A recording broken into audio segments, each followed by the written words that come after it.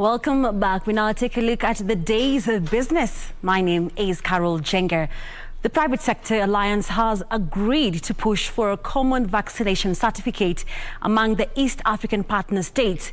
The Kenya Private Sector Alliance and the East African Business Council says this will boost trade and investment as the bloc recovers from the impact of COVID-19 pandemic.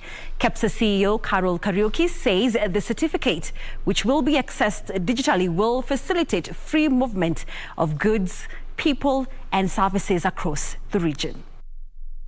The slow vaccination uptake in the region is dragging business and economic activities in the region.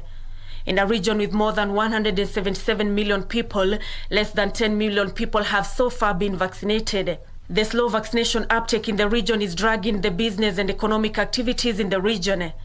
In a region with more than 177 million people, less than 10 million people have so far been vaccinated.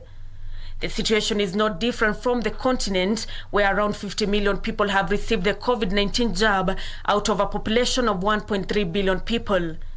The private sector in the East African community is now pushing partner states to embark on a regional vaccination drive to improve business prospects. That will also determine a lot with the vaccination drive, and that's why part of also what we discussed is how do we really push our vaccination within the countries. The East African Business Council and the Kenya Private Alliance sector have urged the EAC bloc to adopt a common vaccination certificate to ease intra-regional trade.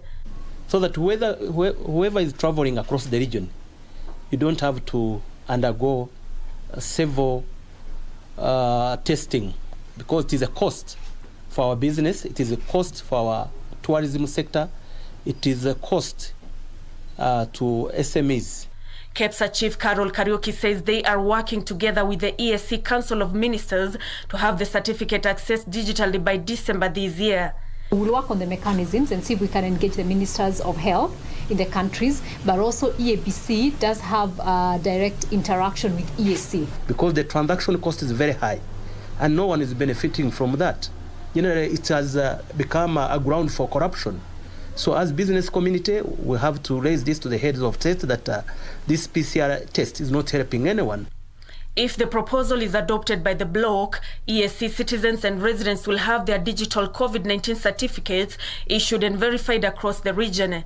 The Private Sector Alliance has also called for enforcement of the signed EAC protocols to boost economic resilience and recovery of the region.